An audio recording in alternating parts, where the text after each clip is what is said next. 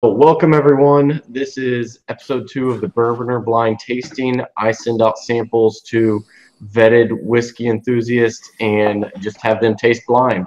No information's given. They put all their reviews in, and then we show up tonight and reveal and discuss all the results. So let's just kind of go around and let everyone introduce themselves. Max, if you want to go ahead first. Sure, yeah, my name's Max. I run Super Fly Bourbon Club with my best friend Mike. He's out in San Francisco. I'm in the Tampa Bay, Florida area. Just reviews, articles, whatever we find interesting, feel like writing about or posting about. Instagram, Facebook, and superflybourbon.club.com. Carrot or Kenny, you want to go next? Oh man, you're screwing it up already. I'm still on that. You carry every single time, but no, it's all good. It feels weird. You know, you're actually asking me these questions this time. It's always the other way around. So, Kenny Coleman here. I'm the host of the Bourbon Pursuit podcast. You might see some familiar faces on here. I think Edwin might be the only person that I haven't had the podcast had on yet. So I need to make sure that that's going to happen. Then we'll have a full quorum. So yeah, make sure you subscribe to us on iTunes. You can follow us on Facebook. There's also YouTube and Instagram where you can actually follow all that. All the podcasts are online. So make sure you subscribe. It'll with this turkey season coming up here this week, it'll kill some time during those road trips. Ed Vargas, that is. We got two Eds on tonight, so we're gonna, I'm sure, have that mix up multiple times. But Ed, go ahead.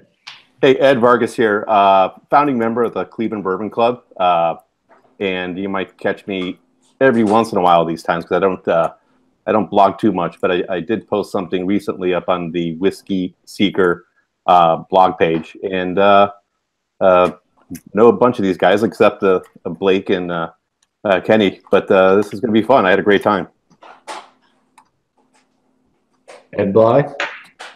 Well, my name is Ed Bley. I run the spirits and beer department at Cork and Bottle. Do follow us on Facebook, Instagram, Twitter for all the releases that we do. Very good. All right. Well, I feel like Kenny will be grading my performance as the host tonight. She was usually on the other foot, so I feel a little bit nervous, but we'll go ahead and get started. So the episode number 2, the release was, or the theme, I guess, was wheated bourbons. So everything you tasted, all 10 were wheated bourbons. Oh. The funny thing was both Ed Bley and Max said, "Is this a Four Roses tasting?" And then they both kind of came off of it a little bit after they tasted a few more, I think. So I think it had a lot of that. So I'm just going to go ahead and start from lowest to highest. So if you can see behind me, I'll be honest, I had no idea this was all wheated. Like I was actually trying to go through. I didn't actually pull out a rye or anything like that to eat from. Put it this way, guys, I'm a good procrastinator. So I did all 10 samples in the past 12 hours, right? So it was part last night and then part today, and wow. there was no drinking in between. So it was I didn't pull out a wheat or a rye from my home bar to even try to do a level set, right? Yeah, I was tempted to look for a baseline and start pulling stuff out of there, but I decided to not do that and just go full on blind. And yeah, you got me in a bunch of these. I really thought it was Four Roses tasting. Same. I had the same thought. I thought for sure there was at least some Four Roses in here. Yeah. I did a classic overthinking on a bunch of these, though. That's for sure. Mm-hmm. Well, it's so funny, and maybe I just enjoy being the man behind the drape for some of these, reading the notes and saying, "Oh, I see what they're thinking." I think, "Oh, nope, they went off there." They started good at the nose and going through, and then it's like, "Oh no, they kind of lost it towards the end." But Ed actually said, Bly, that is, he goes, "I think we have a lot of would you say dusty wheated in here?" I thought there were some dusties for sure, man, because some of the noses on these, I don't know, maybe it's entirely possible my palate is blown out today after sitting in a tree stand for 11 hours. You've also been in a tree stand for 11 hours. No, you're right. You're right on a few of these. So we'll start at the bottom and work our way up a little bit. So sample number E, which had a combined score of 71.75, is Larceny. This is one where I don't know if I recommend this one fairly often. And even when I tried it, I was like, oh, maybe it's not as good as I remember. So I don't know. It was a little surprising it was that bad. A lot of the let me pull up some of the notes here. A lot of it, I think Kenny said craft. More craft stuff. Max said Hudson Baby Bourbon. Ed said small producer, maybe Garrison's. Which I don't know. Do y'all? Am I the only one who recommends out Larceny as a good weeded bourbon option? I've definitely said it before because it's nice, it's affordable, but yeah, the finish on it just killed it for me when I was drinking it. Yeah, I recommend it all the time. Did anybody have a really rough entry on that? Like it just punched up front? Yeah, the nose was kind of a little rough too, but the finish definitely is what threw me off. It was kind of dull, but I mean, for an average bourbon drinker, though, I don't think it's a bad recommendation at all. It's an easy drinker. Is it the best thing on the market? No, but is it right for the right price point of where it's at? Yeah, I think it's okay. That's true because it's what's it, $25, $30 a bottle typically. So even at that, that price point, a 70, call it 72 for a $30 bottle is about what you would expect. And I should say one more thing before we continue too far. So here's how I had everyone rate these whiskeys. So we said 0 to 60 would be terrible, bottle should be destroyed. 61 to 70, bad, flavors off as a whole, but shows a few promise or a few redeeming notes. 71 to 80 is decent, could drink in a pinch, but probably more of a mixer. And I would probably put that in there. 81 to 85 is good. I want a bottle on my shelf as a daily drinker. 86 to 90 is really good. Everyone should buy a bottle. 91 to 95 is great. This is phenomenal. I would be willing to spend whatever it takes to get a bottle. And then 96 to 100 is perfect. This is everything you want in whiskey, and it has no flaws. So it's pretty stringent grading scale. I know people were hating on that a little bit on the first episode, but it's meant to be that way. I think we're kind of grading on a little bit of a curve here. So next up we have. I mean, just about the Larceny again, real quick. Yeah. I mean, for me, I'm actually kind of surprised, right? Because I tend to enjoy it, but honestly, I actually use all disclosure. My wife works for Heaven Hill, so we've got a few bottles of Larceny that just kind of trickle their way inside my household. But we typically use it for a lot of cocktails. That's typically what we use it for, and kind of my rating goes along with that. I put it as a 72, so I just didn't think it was anything that I was super. I didn't think it was for me. I couldn't find myself drinking it every single day when I lined it up against a bunch of these. But I do remember it was the second one that I did taste out of everything we did. So it could have been bias of being first in line. Yeah. What's the proof on Larceny? 92. 92. Yeah. Yeah, which that also kind of plays a point too of where you taste in, with something as many as 10 whiskeys to taste. I think where it falls on the night you're tasting them and everything can play a part as well. So it is always interesting to bring that in. Next up, with a score of 76, we have Rebel Yell 10-year. This was another one I recommended to a lot of people. And once again, 76 isn't terrible, but it had scores anywhere between 89 and 65. So any thoughts on that one? What's the sample letter on that? Yeah, what was the letter? B. That was B. That was B. B, okay. Yeah. Yeah, I mean, this one for me, I thought this was actually the first one I sampled, the first one I tried, and it was I thought it was absolutely horrible. And you know what? It kind of goes in with my and that's what I rated it to 65. So I gave it the lowest. I said it's old and funky, but not in a good way. It kind of had almost like a fungus taste to it. It almost kind of reminded me of the Parker's 24 that came out 2 years ago, where it just kind of like it was filtered through your grandma's panties, right? I just wasn't a big fan of it. So that's why I just said, I was like, it was tough to enjoy this one neat. I said the remaining finish has some hope, but other than that, couldn't do it. So with this one, this was a very, very one that stood out to me a lot. And I actually graded this one pretty high, Kenny. I went the opposite direction you went on this one. The reason being is this one has that fresh earth, the dried leaves, the fall smell that you find occasionally. I found it in Blanton's. I found it in the Pappy 25 year. I found it in this one. I found it in the 2012 Michter's 12 year or 10 year. I like that smell, but if you're not a fan of that, this is definitely not the one for you.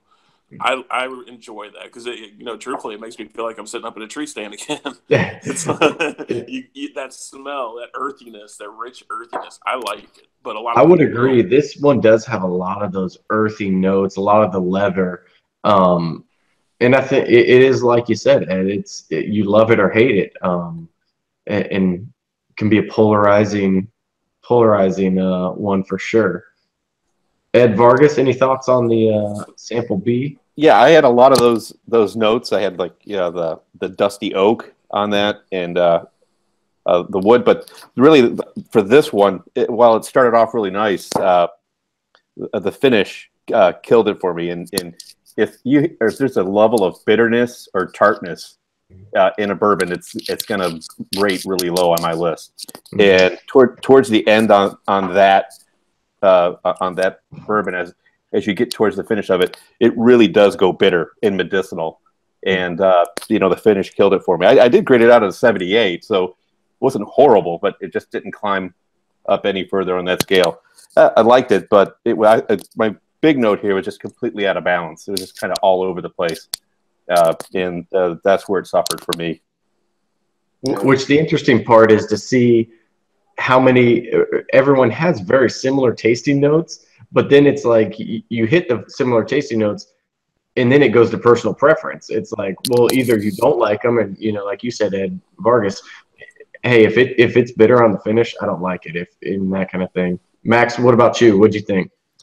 I didn't rate it very well. I gave it a 72, and honestly, I love this. I thought I loved this stuff. Like I had it on hand, like you said. I recommended it a few different times. I think this was one of the ones I tasted earlier today. One of my last minute ones I had to squeeze in there, and I did have quite a few last night, so maybe that affected me a little bit. But it is single barrel. Yeah, it's single barrel too, so that could be it as well. But yeah, I thought I would have rated it higher. Yeah, and no, man, whenever I first got, because it is the batch one. Somebody asked that question.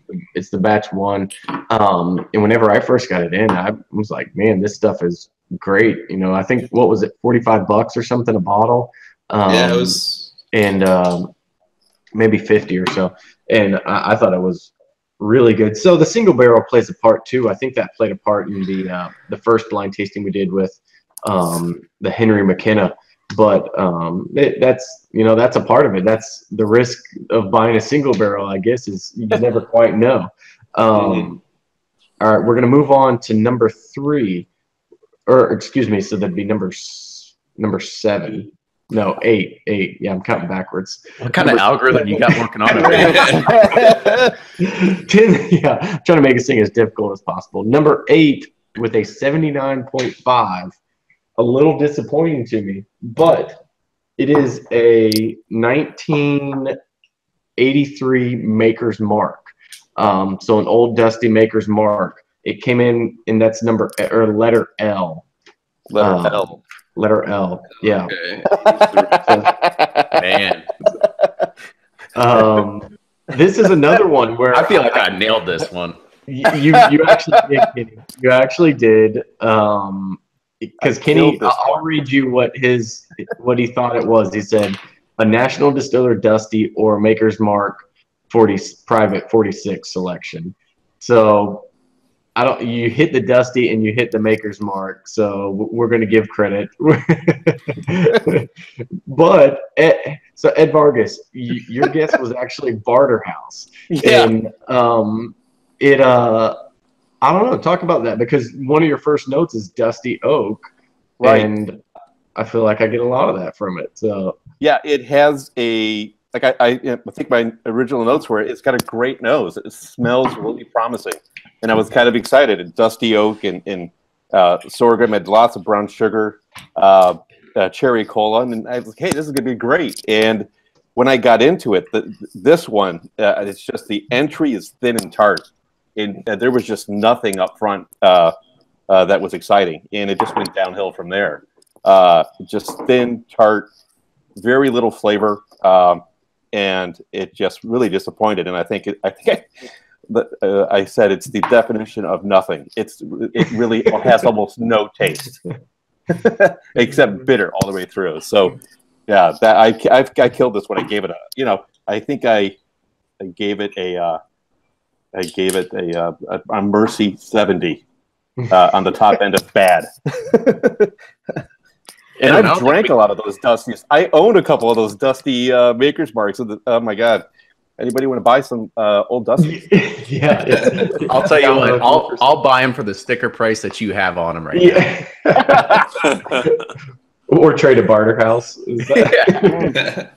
So that was my thinking. Like, all those orphan barrels have like this really good nose, but they're so underproofed because they're trying to stretch out all the bottles count on that a lot of times they just go really thin. And so it was like nice nose, thin body, and I just kind of got fixated on that. I should have, I think I've only guessed one wheater in the entire tasting here. What was the average on that one again, Blake? So it was 79.5. 79.5. I must have put a curve killer on it. Yeah, you curved it. Yeah, so I think I put a. You put a 75, Max, and then I had a 75. 80. I got to duck out here, guys. I got to grab another bottle. Yep. Yeah, I mean, for me, I put this one pretty high. I think I put this one as a 93. I think.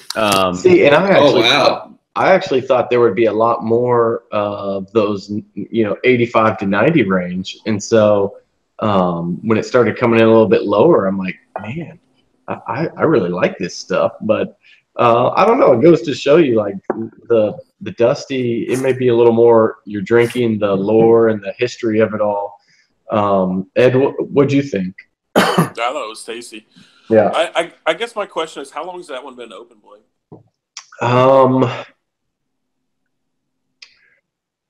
Probably almost a year. Yeah. So I think it was a lot.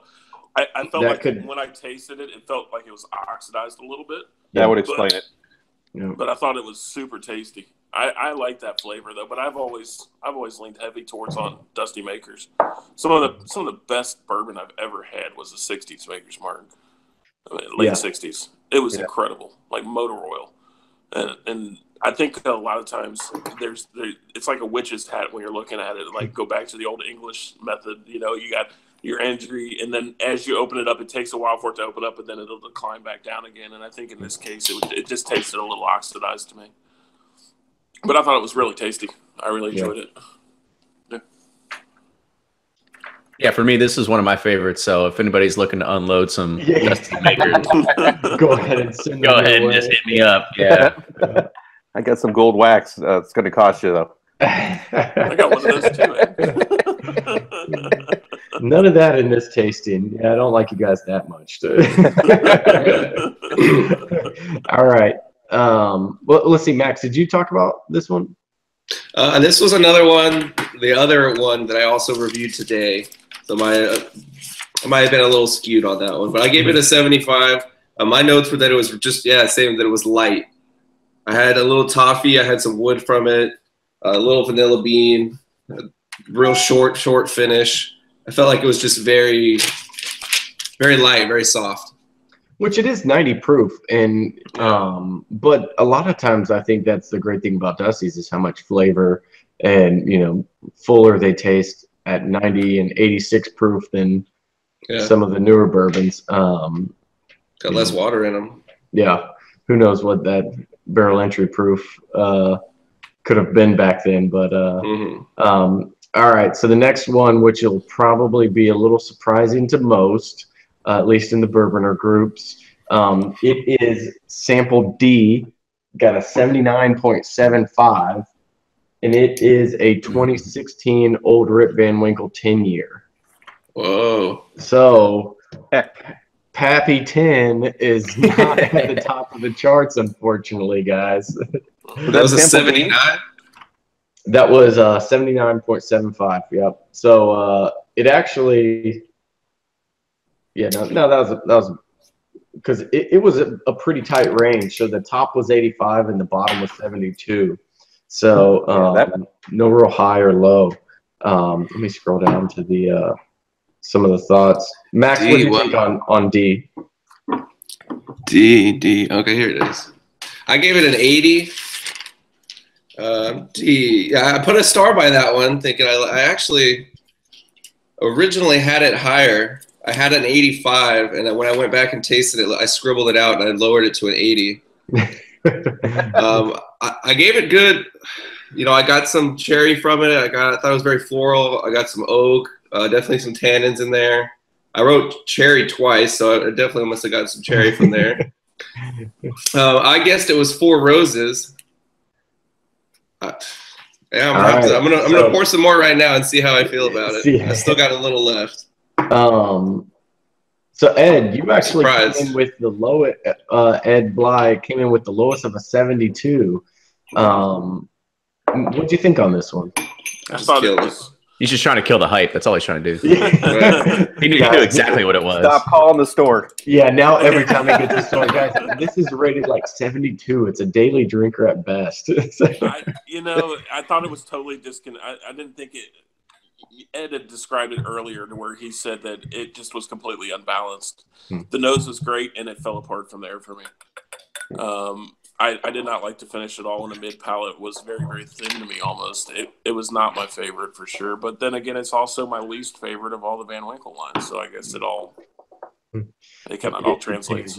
Yeah. So Ed Vargas actually had one of the closest guesses here. He said OWA 107. And Kenny actually said it's got to be a Buffalo Trace product. So I'm going to let you two battle it out for who actually was closest on guessing this. Well, I'm closest. Yeah. It's the same, isn't it? I mean, on the Old Rip? It's the same. It's, just a few years different. So 107. So, yeah. Yeah, that's pretty good. That is good. I like that one. And I think Blake had to fix my input here because I think I was 4 or 5 samples in on that one, and I wasn't sure what I was drinking it, and I had inputted all of my information on the wrong lines. But I really liked it. I let it set for a while, and it kind of got better in the glass. The butterscotch on the nose jumped out at me, and that's what kind of tipped me off. It was a wheater.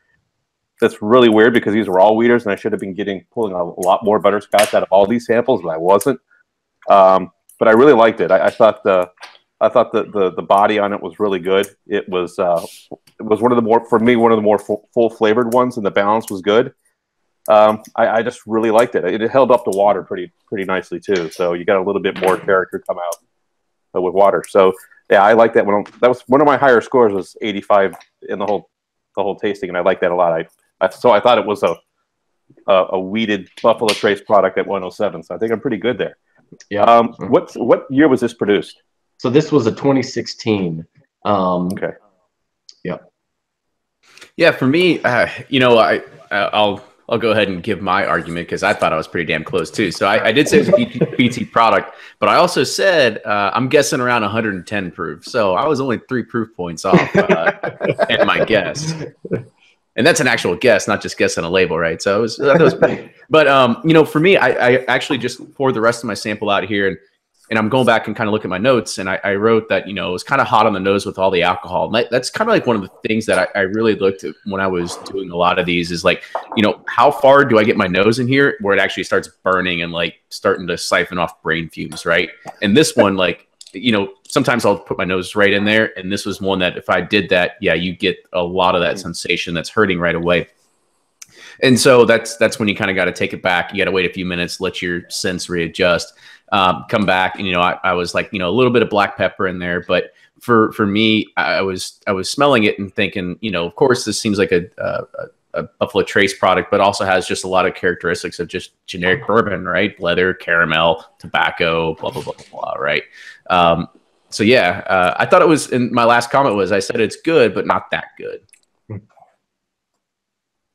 And I think that's a fair assessment from everyone on that. Yeah. It is very good, but should people be driving hundreds of miles and paying $350 every single time? No. Yeah. Hell no. Very good. All right, we're gonna keep it moving here. Ed Bley alone. Yeah. Stop calling his store. So next up is sample A. It scored an 82.25, and it is a 2016 Weller 12. So I actually wanted to get two Weller 12s in here from different years to see how they would do. But then I didn't want to open up. I just opened up a Weller 12 like 2 weeks ago, so I'm like, I don't want to have two open at the same time. So that's sample A is a Weller 12 from 2016. Scroll down and see. Ed Vargas, what were your thoughts on this one? This is one where I classically overthought it. Have we done B yet? We haven't disclosed sample B. Yes, Not yet. It was Rebel. B as in boy. Oh yeah, it was. That was Rebel Yell 10. Yeah, that was Rebel 10. Was that Rebel 10? Mm-hmm. Yeah. Okay. Yeah. When I first tasted it, I thought it was Weller, but I talked myself out of it. I thought it was very young. I had it down as young. My initial taste on the entry on the palate was young and tart. Tart from the start, tart to the finish. I had it thin, herbal, and green. It had like fake notes like cherry robitussin cough syrup.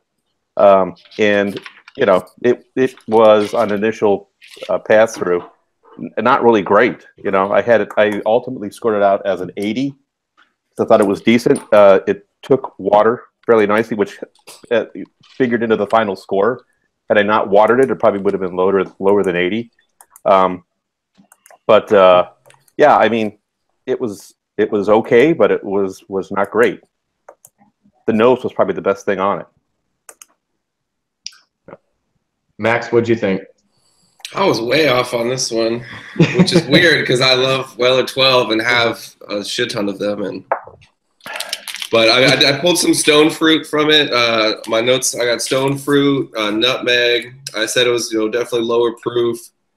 I guessed it was younger, 6 to 8 years is what I wrote. Oak, little tart, got a little mint on there. But I guessed it was Bell Mead, which is like not even remotely close to Weller 12. Which it's so funny, like blind.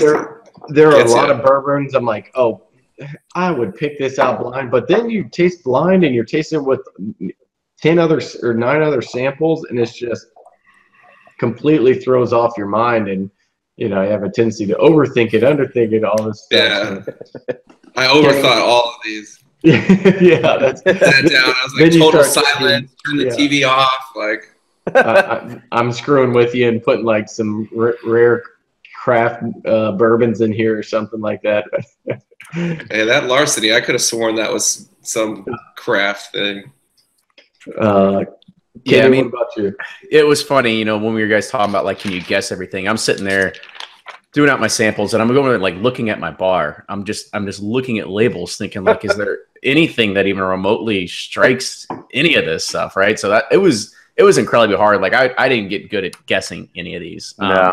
And you know what? To be honest, this one is, I don't know. So if we roll back the hands of time a few years, where we could get Weller 12, and for me it was sort of as I was entering a lot of the bourbon world, didn't even really mess with a whole lot of barrel proofs back then, 4, 5, 6 years ago, and getting Weller 12 was actually pretty easy. I mean, I've got tons of bottles downstairs, and I honestly I never drink it anymore. It's the last time I went to go drink it, I had it and I was like, I don't even like this anymore. So my taste buds have been changing over the years to kind of not go towards this route. So I gave it an 83, which is kind of right in the middle of where this one was graded. But for me, you know, for me, it was kind of weird. I tasted it, and by the way, the only one that I have open downstairs is a raised wheat, like 1 liter down there. So that's kind of like the Weller 12 that I'm working with. But when I tasted this, it was like I had like a shot of like espresso is kind of what I got out of it. So I was kind of surprised that was the note that I got out. Now that it's especially a Weller 12, I don't think I should have gotten that. But, you know, who knows? It could have been the gummy bears I was eating beforehand or something. They had nothing. Sour Patch Kids improve the palate, so they pair well. Yeah. And it was funny that at the very end I said, definitely not a daily drinker and not sure if I really want it. But, you know, I've got 10 bottles sitting down in the basement. Okay, well, it's time to unload those 10 bottles then. So obviously you don't want it. So. Make room for all those dusty makers, fellas. Yeah, yeah. Ed Bley? I liked it. Flat out, I liked it. I thought it was great. It's easily balanced. I guess if you're looking at proof and you're comparing barrel proof bourbons and 90 proof bourbons, I guess you're looking for different qualities. And I knew it was lower proof right off the rip when I tasted it. But I liked it. It did not give me that cat tongue feeling, so it wasn't super dry to me at all. It didn't hit me on the sides of the tongue. It didn't impress me as young or anything like that. It's not real ethanol forward to me. It's very just well balanced. It's an easy drinker, and it's very flavorful for the proof. I enjoyed it a lot. I scored it at, what was it, an 89 on this one. Mm-hmm. See, I mean, isn't that what we're looking for in wheaters, though, anyway? I mean, we're looking for the ease of drinkability. I mean, that's why the wheat's in the mash bill. Yeah, to a degree, but I mean, then you look at like William Lou Weller. That's the completely opposite direction. I mean, I guess you got to appreciate each one for the proof and be able to appreciate lower proof stuff and higher proof at the same time. Yeah. It's to me, it's very solid. It's just an easy sipper and an even keel all the way through. I'm with you there. I still drink a lot of Weller 12, actually. Just, you know, not because it's gotten harder to drink it consistently, just how hard it's getting to find. But it just is a really good bourbon in my mind. You know, is it that 95 rating? No, but I just think it's really well balanced. It's sweet forward, all that stuff. So I'm kind of with you on that one. All right, let's move on. Go ahead. We maybe expect Weller 12 to be more than it really is these days because it's so hard to get and it's so over-traded on the secondary market. We're like, oh, it should be better than what I remember. Well, that's the thing is, so think about it 5 years ago, 4 years ago even, we'd probably be comparing, well, larceny wasn't around, but it would be about the same. It would be in about the same range as like a larceny, and you know, I was paying $33 a bottle consistently. So that is a good point. Is we've probably made it to maybe a little more than what it is when it's just a, you know, it's a good everyday sipper. Yeah, like yeah, I said. Yeah. Cool. All right. Well, realistically, it's almost exactly, well, not exactly, but real daggone close to the same price as the larceny. It's really not that far off. No, if you get it at retail, it's but then I mean, you know, what are people paying for it? Probably $100+ a bottle, and I can't imagine you'd be anything but disappointed if you. The thirst is real. The thirst is real. What's the proof point on Weller 12? I don't even remember. 90. 90. Okay. Yeah, it's 90. All right, so that was sample A. So sample MK. One I thought would do a little better, but pretty good. Middle of the pack. Let's see, we're at 1, 2, 3, 4. Number 5, so dead center. MK is Maker's Cask Strength, and this is the 111.6. So, you know, one of the first variations, second variation after the 46 that Maker's Mark came out with. Wheated bourbon as well. Probably, what are they saying, 6 to 7 year range on that one? And let's see. Who wants to go first on this one? I can take it. All my notes scream Cask Strength, and I called it Knob Creek 120. Okay. Yeah. Yeah, Because Kenny I called it a craft distiller. So that little craft distiller in Loretto, Kentucky. yeah, I liked it. I gave it an 87. You know, it was a lot of cinnamon, you know, a lot of vanilla, orange and dark cherry, like the Dr. Pepperish type of sweetness on the palate. It was really good. Held up the water and, you know, took a lot. And I just thought it was a nice, solid bourbon. I'm going to have to drink more cash strength. See, I think I read into it too much, right? So my initial thought was that this vial that he had sent was the only one that was filled to the top. That means it's got to be something that sucks, and he's just trying to get rid of it. Well, you know what? So on those, I was filling them, and I'm like, you know, 4 times 10 samples. I'm like trying to make sure everything's level because I'm like, what if people really do look at that? If I fill one of these half, they're gonna know it's something. And I thought I did a great job of getting pretty much everything across the board. And I go to read Kenny's notes, and it's like, this one was full to the top. Blake must be trying. And then one later where he's like, this one was a little bit lower. He probably got stingy on this one or something. Like, dang it. No. But it's you know, for me, oddly enough, I actually like Maker's Mark cask strength. You know, for me, I don't like it in the cask strength form. I usually like to add just like a drop or two of water to kind of open it up. But you know, for me, when I smelled this, I thought the nose was unique on it because you could definitely get a lot of that high proof burn that you kind of expect from that. Max, quit moving around, man. You're making too much noise. He's getting back into the role of host again. He's gonna start muting people in a second. I know it's like the podcast of me. I'm just like, you know, I got to cut this out, right? So, but it almost had like it was the only one that was unique in the fact that it almost had like a honeysuckle nose to it. Like it was something that it was odd that I could pick that out, but that's really what I got out of it. But then, you know, when I tasted it, I thought it had almost like a cigar smoke or like a pipe smoke to it. So I thought it was kind of unique. I thought the finish fell off pretty quickly. Still lots of alcohol. I think that's where you get the nice little cat anus there. Like around 110 proof is kind of where that comes from, right? I definitely whiffed when it came to actually guessing, though, calling it a craft distiller. So. Max, what about you? You actually had the lowest rating on this one. Yeah, I gave it a 74. I pulled some cinnamon from it. I actually wrote rye ? So there's no rye in that at all. But you know, I got some vanilla, some caramel. I got some cinnamon. I wrote faint oak. I didn't think it was very old. Call me crazy, but I wrote banana. Got a little banana from it. And I guessed it was something from Brown Foreman. So I'm surprised at that too. I like this. This is enlightening. Completely messing with your head. Yeah. Yeah, and that one, I was like, this is the only one that's 2 letters. So I tried that one first. That was the very first one I tried, and then all the rest were just random whenever I grabbed off the counter. But that was the very first one I did. So maybe that brought it down for me. I don't know.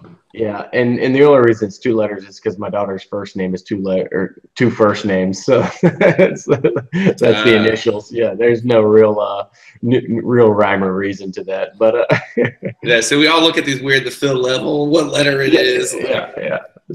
Well, I'm actually glad you did that because if you didn't, then whatever with W would have been kind of messed up. So you could have looked at it as a W or an M. That's why I had to rearrange a little bit whenever I was going through. So you mean you actually planned this stuff out then? Slightly, you know, just 5 minutes here and there. But all right, Ed, I think everyone knows what to get Ed for Christmas, and it just needs to be wheated bourbon because he liked this one too. So I did like this one. You know, this one threw me way off. This, you know, when you were asking me what I thought, and I told you I thought you spent a little money on this tasting. This one actually reminded me a lot of the MB Roland. It is the most unique bottle of Makers that I've ever tasted, hands down. If that is, I've never had a cask strength Makers that's tasted like that. So I don't know how you got that bottle or what's special about it, but it's freaking amazing. It really does. It does have that dusty nose to it. So I can see why these guys are pulling the craft distillery out on their notes on it for sure. But on the same level, I thought it was really damn tasty. Yeah. It threw me off. I couldn't pinpoint this one at all. I wasn't certain what it was, but So it did remind me a lot of the Envy Rolling.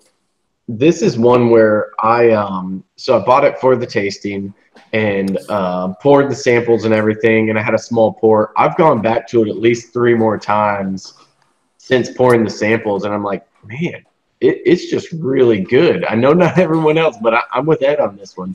I thought it was really good. It's tasty. All right, we're getting into the top 4 here, so this is where things get a little more interesting. So number 4 with 83 points is a Old Weller Antique, a ABC store pick from Old Weller Antique. So it's a new bottle, 83. That's letter J for the samples. Let's see. So 83, high of 90, low of 74. So this one had some people. Is there someone talking in the background, or is that just me? I hear it. Okay. But is it me? I thought like my son had snuck out of bed or something. I'm looking around. Wow. That's it. How was I on this one? It wouldn't be a Bourbonr live video unless some kids were crying or screaming in the background. So. Yeah, it looks like this. They all scattered. You are in the living room. All right, so letter J, OWA store pick from ABC. We actually had 2 Four Roses picks on this one. So Ed, what'd you think of this one? Because you were kind of middle of the pack with an 83. It was okay. It definitely wasn't my favorite OWA I've ever had. That's for sure. Mm-hmm. I didn't know what it was when I tasted it. Now that you tell me it really emphasizes what I was tasting. It was makes okay. more sense. Yeah. Yeah. It's I mean, $35 bottle. It is what it is, but it's not. It was pretty easy. It was spicy, but the back end on it was a wreck to me. I did not enjoy the back end on it. But that's why I graded it a little bit lower. Yeah. I thought it was pretty. I mean, it's an easy drinker. Everybody should have a bottle of it, but I don't know necessarily it's one that you want to trade for $150 or anything. Yeah. I think that's kind of the theme of tonight is you probably don't want to trade that for $150. Max, what do you think? This was another Four Roses pick for you. Yeah, that I gave that one.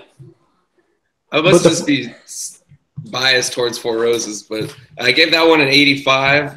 I actually am bummed. I didn't get one of those. I missed 2 by a couple minutes fighting those ABC people. Let's see. I gave that. Yeah, I got light, definitely a low rye or maybe wheated. I wrote sweet, fruity. That's fruity taffy, red fruit, strawberry.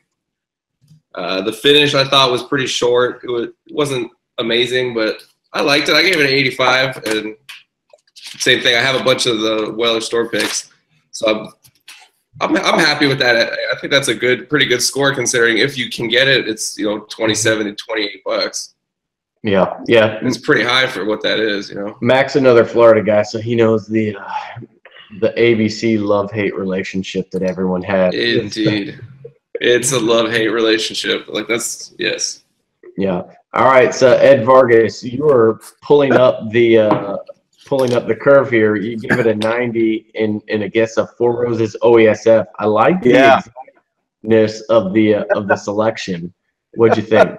I was cocksure on that one, wasn't I? I mean, I was cocky about that. I thought you were going to say OESF 11-year warehouse ME location. Ed Bley picked this one on a bad day. I like this one a lot, and it was the herbalness of it kind of threw me, and it had a really balance between the sweetness and the herbal qualities of it, and was just sure that it was an OE. The sweetness, I thought it was definitely higher corn and lower the flavoring grains. But yeah, it completely threw me off on that one. I could have swore it was a single barrel pick of one of the specific recipes. It was really good. I liked it. It had like nice fruity qualities along with the herbal ones. It had a really nice mix in there, and a Weller 107 store pick. Completely threw me off. But yeah, I thought it was a good one at 90. Interesting. All right, Kenny, you had a. I destroyed this. Yeah, I was gonna say, if Ed brought up the curve, Kenny brought down the curve. Yeah, I mean, for me, I don't know what it is, but y'all need to get somebody in check at ABC to pick better barrels. Like if this is the best that they can choose, like I pretty much. I don't. That's sweet. It's delicious. No, this is one. You don't know what you're talking about. If you're in the Rick house, you just say, "No, we're walking home without a barrel." Is that what you're trying to say? When we interviewed Bo about that, he said there's only one person that's ever actually done that and never chosen the barrels that they put out there. So it can be done, and it has been done, right? Now, for me, you get asked back. Yeah. So for me, I mean, I was not a fan of this at all, and I actually just took the last of it and poured it in here, and I am going to go ahead and reaffirm my evaluations that it is no bueno. I put, even after what WF, WV, and D, which we've gone through.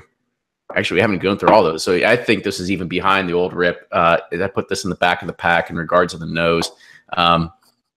I said, and honestly, this is kind of like the first time I've ever done this. I said in the nose, I'm like, it smells like the crust of a Pop-Tart, but not the inside where the good stuff is. So it's like it's just bland. There's nothing there for me, right? In the taste, at the very front of it, like when you first get it in your mouth, I'm like, oh, it's Coca-Cola. And then as you're drinking it, I'm like, oh, it's like if Coca-Cola had a little bit of bleach mixed into it. So I didn't think it was like that good. I think it drank very hot. A little bit of mint chocolate on the finish, but I didn't think it was that good. I did say it was around 100 proof was my guess, but threw it in at a 74. Just wasn't a fan of this pick. Yeah, to each his own, I guess, which is funny how, I don't think we have any guys who are new to bourbon by any means in this group, but people's preferences are different. So always fun to see that come out in a blind tasting. All right, we're going to keep it moving because we're going on 50 minutes now. So number 3 is with an 84.75 is letter P, and P as in Maker's Mark Private Pick from Browdy's Liquors in Jacksonville and St. Augustine, Florida. So the big thing is going to be with this. If you're unfamiliar with the Maker's Mark Private Picks, you get 10 different staves you can put in 5 different types of staves, and you can pick 10 of them. So with this one, they have 3 baked American Pure 2, 1 seared French, and Ed Bley is going to have to help me on that French Cuvée. Okay, and then 1 Maker's 46, 4 roasted French mocha, and 1 toasted French spice. And also, quick thank you to Browdy's. I put this one in there because I really like their Maker's Pick, and they also sold me the old Rip Van Winkle for retail, so I didn't have to pay too much to get this blind tasting set up. I see how that works now. Really nervous about that. Yeah. So if y'all didn't rate it in the top 3, I was just going to fudge the numbers and no. But so, anyone's thoughts on Maker's Mark Private Picks? I honestly, for me, I think I'm really happy with what Maker's Mark has been doing with this program. I think it is something that brings something that's very unique in regards of being different than anybody else that's the big guys or even the small people that are out there that are doing just private barrels, right? Mm-hmm. Sure, I mean, private barrels are easy to do, but, I know Ed's done a 46 pick. I personally haven't done a 46 pick, but, I've seen a little bit behind the scenes of what goes into it. I know there's, a lot of tasting of the individual staves and then trying to figure out a blend. I mean, it's something that you're going to have, tons and tons of variations of whatever it is. And so you're going to have an opportunity to try a lot of different things can fall into this category that are going to not necessarily all taste the same, right? I mean, just one stave is going to make a big difference in the outcome of what it is. For me, it was kind of funny you showed the empty bottle, because my initial thoughts were, oh, this one isn't filled very much. That means he went sparing on it, right? So, but I didn't want to crack a brand new bottle for it. I'm like, this is just gonna work. It made it through. But you know, my initial thoughts, or sorry, the nose on it for me, and I've just poured the rest of it myself. Or, you know, it's very dense. There's not like a whole lot of aromatics that are coming out of it, but if for what it is, it's a lot of those dried fruits. It's the figs, it's raisins, it's leather, and then the spice. You know, I put a little bit of spice, very light on the citrus side, but you know, I guess that the proof was probably around 110, 112. So pretty good. I'm sleuthing it out over here. Yeah. So Ed Bley, as someone who has picked a maker's barrel, what are your thoughts on, you know, you kind of go in there, you taste everything different, you get your blend together, and then you wait, what is it, 12 weeks? It was one of the most complex picks I've ever done. There's literally, no joke, 1,001 different stave combinations. It is absolutely insane, and every single stave makes a huge difference in the end product. I thought it was really tasty, and now that you've revealed the stave combinations, it makes a lot of sense for what I was tasting. The mocha and the spice stave, the spice is kind of bitter, and the mocha is really tannic, so that's why it's got such a dry finish to it for a wheater. Gosh, it was so complex. It took two of us almost 5 hours to do that pick. And there was a group of 12 that was there before us the day before, and I think they're still there now. I mean, it's really a whole bunch of preference. And then what you're doing is you're picking out. So they have barrels that they've done with one barrel that has one type of stave and 10 total staves in it. And they've done it for each one of the 5 different staves. So you can see what type of influence those staves have on the actual maker's mark. And then you've got like what looks like a little poker board in front of you with poker chips, and you're putting stave combinations down there, and they're making a little vat for you to try this stuff. And you're kind of basing what you think the barrel is going to be like when it's done off of what you're tasting on the vat. Wow. It's extremely complex. But I will say this, makers' chemists are top notch. I mean, what they've done and the way they've set this up, it's really damn accurate on how it turns out. It's now we've done 3 different barrels of the same stave recipe and 1 barrel of a different one. I'm on my 4th barrel of it now, and every one of them's different. But you could tell the 3 that were done with the same stave combinations, there's not a huge variance between them.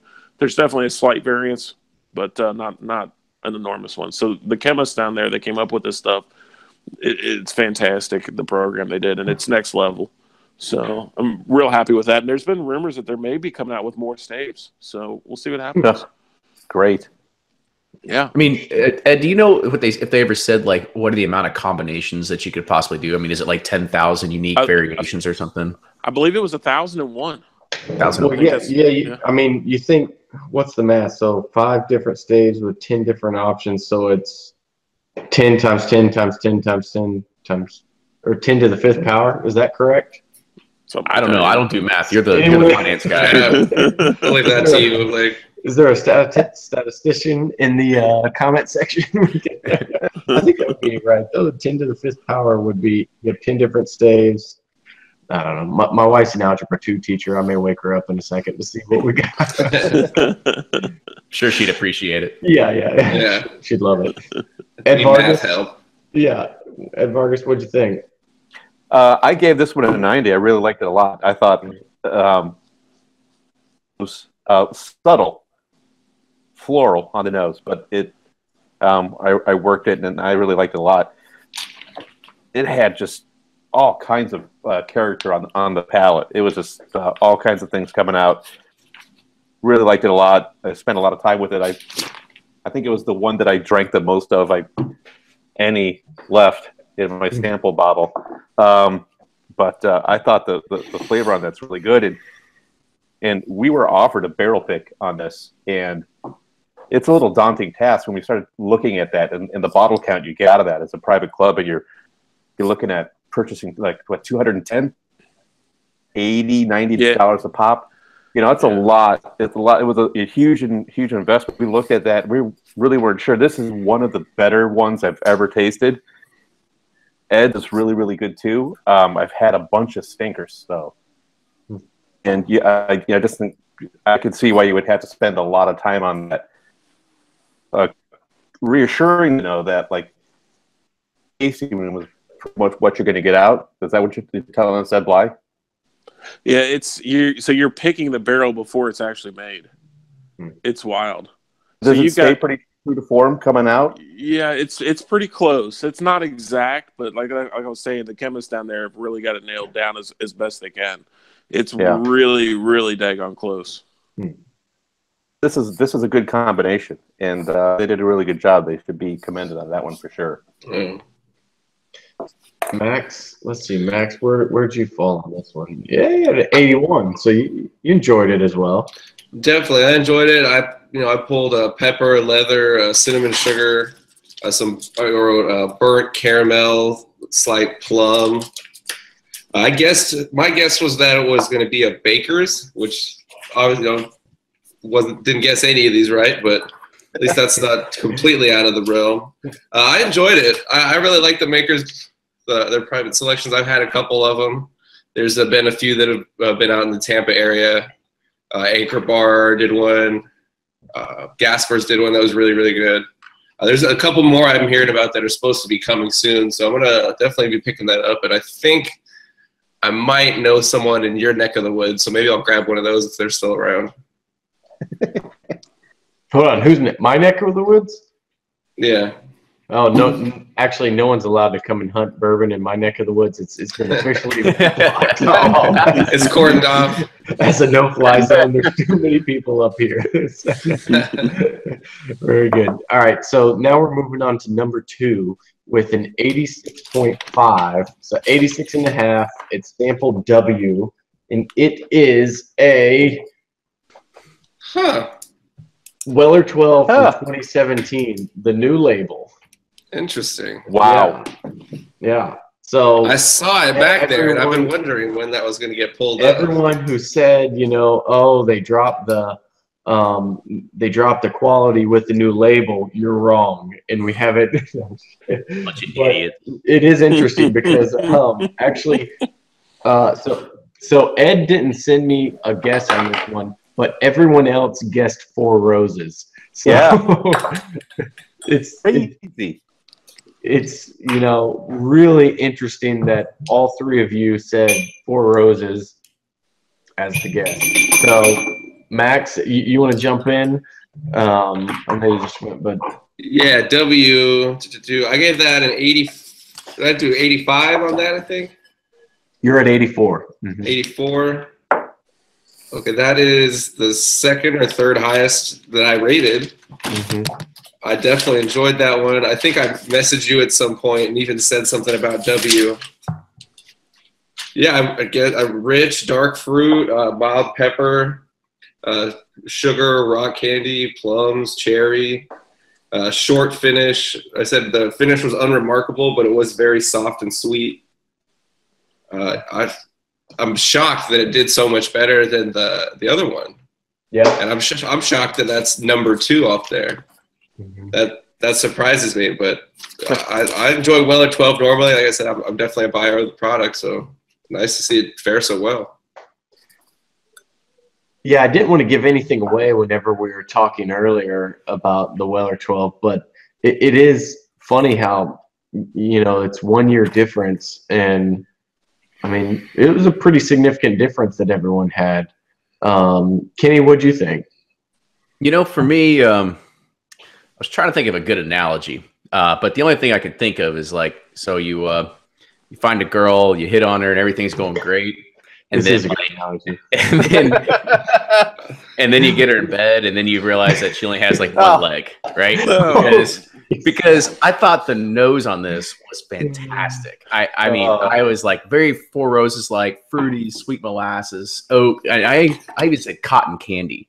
But when I went to actually taste it, it was kind of whatever. There's some typical things like caramel. There's some tannins along the way. But and some oak as well. I scored an 81. But like I said, I think the nose, I'm still going at it. I could still think the nose is fantastic, but the taste just wasn't all the way there for me.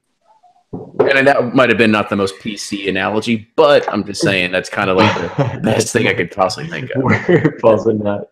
It works. It works. There must be something with drinking a lot of bourbon and then give personification to stuff. So yeah. Kenny, you actually had both Wellers ranked within a point of each other, which is interesting. You had the 2016 at an 83 and the 2017 at an 82. I think that may be the closest in.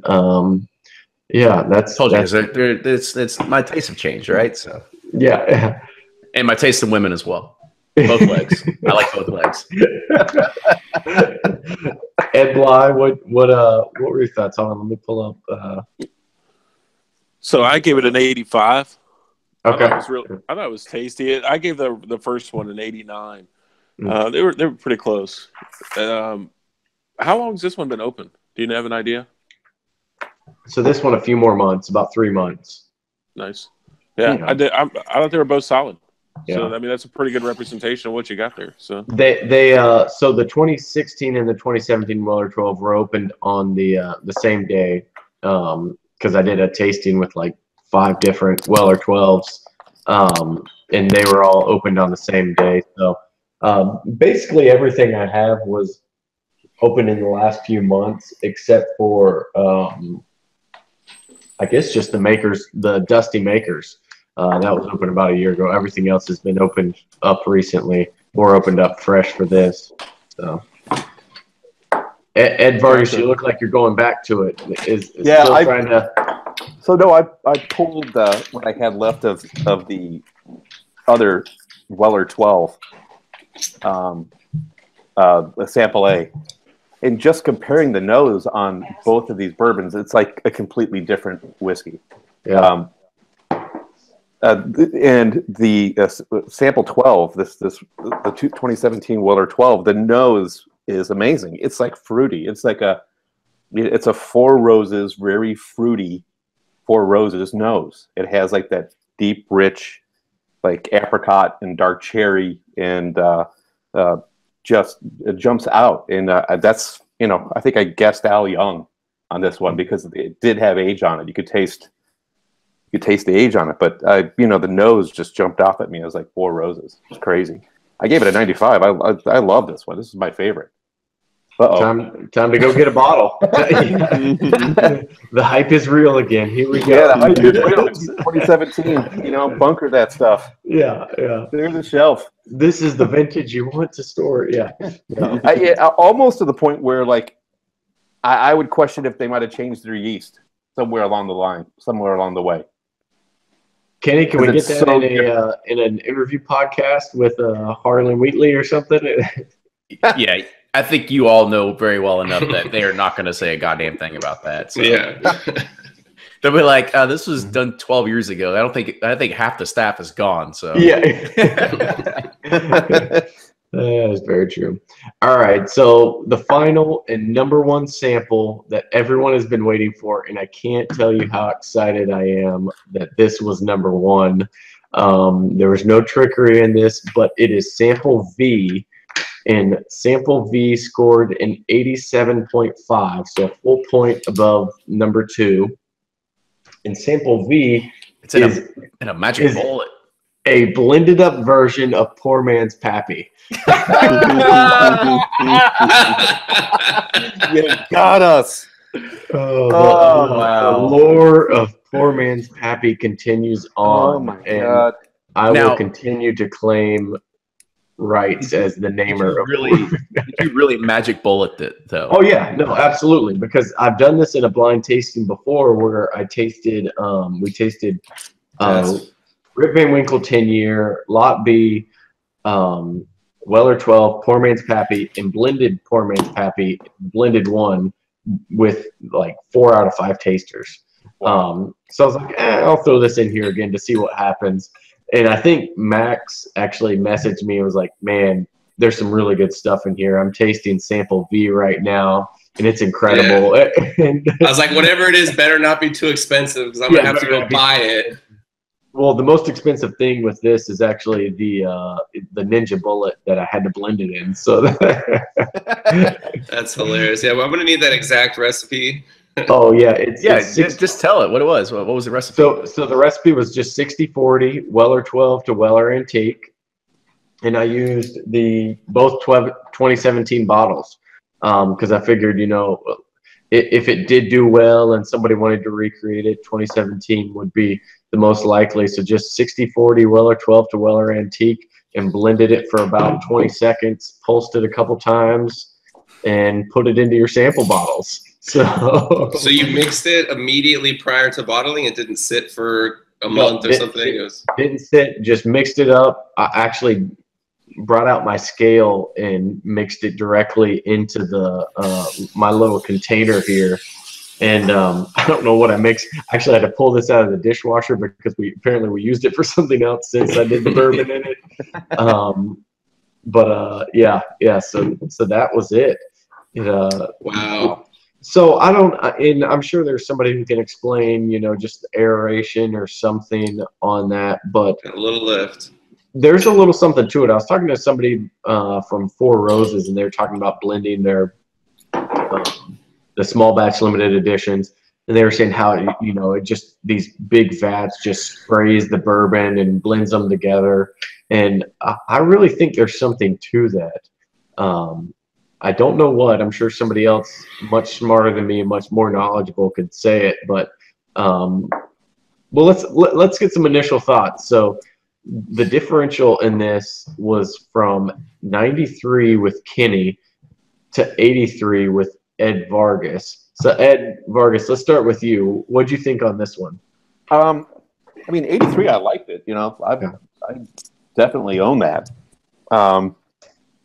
Didn't like as much as W. It wasn't, I think I had at the entry, it was a little lighter up front. But, you know, now that you tell me it's a blend, it has all the same notes. Oddly, it was the only one that I got a cocoa note out of it. It's the same whiskey as 3 of the other samples in the tasting. But all my tasting notes are right there along. You go back and you start looking across all the Weller samples in the old rib samples, you're starting to see a pattern. Let's see what I have here. I thought there's a bit of tartness in it. Again, that's kind of that will kill you on my palate. And there was a bit of tartness in the mid palate and kind of hung around. I kind of tasted like a watermelon rind type of thing, and it kind of threw me off. But I liked all the other aspects of it, and I gave it an 83. I actually thought it was a Elijah Craig store pick. I did find it very rich, both on the nose and the palate, but the tartness on that kind of threw me off and accounted for the lower score of 83. Take that out of there, I probably would have scored it up there closer to 90, but still, a solid pick at 83. Good. I would, you know, that's on the I want to own a bottle range, but very good. You got me on that one. Didn't see that one coming at all. That was great. It had a change up in there. All right, Ed has to be up at 4 a.m. to go hunting, so we're going to let him get his notes in here really quick before he falls asleep. I liked it. When I nosed it right up front, I got like the bubble gum, the oak, the vanilla, the honey. It reminded me a lot of the old style Blanton's. It was kind of wild. I get a lot of that stuff on the Blanton's bottles also. I thought it was really tasty. I gave it an 85. I actually scored it exactly the same as the 17 Weller 12. They were pretty tasty, both of them. I think you did great. That was a good blend. Literal blend. Yeah. All right, Max, you were next up with an 89. And you actually said your guesses were Four Roses limited edition, William LaRue Weller, or OWA pick. So you're on the right trail there. Yeah, I wrote Weller 12. OWA pick was the first thing I wrote, and then I tried it again, and I was like, maybe it's a Four Roses limited edition. Like, this is good. I was a little surprised that nobody guessed, hey, maybe Blake took 2 bourbons, put them in a blender, spun them around for a little bit. First thing I thought of was Magic Bullet. I'm like, hey. Yeah, obviously. There's a little bit of leftover smoothie in here. Yeah. Yeah. Is that kale? Yeah. I think that's kale, I think. Pour hot water on the blade and everything before I started. We're good. Yeah. Yeah, I loved it, though. I got black cherry, vanilla, rock candy, leather, vanilla, sugar, plums. I said it was 10 to 15 years.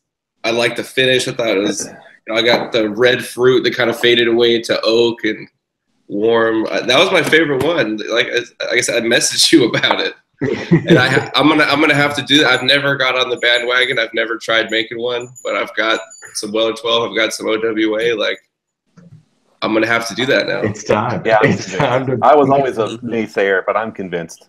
Yeah, that's. Yeah, I'll be doing that. So, All right. I mean, I'll. My mind's a little blown, to be honest with you. I mean, this was. You couldn't have picked a better finish. Let's put it that way, right? No. And it's funny because I've actually tried Poor Man's Pappy before. I actually put it, both in decanter, did 60-40, waited like 2 weeks, tried it, and I was like, Like, honestly, for the longest time, people have asked me, like, have you ever tried it? And I've always said, they're actually better, like, on their own. Like, don't mix them together. Like, you're gonna end up ruining it, whatever.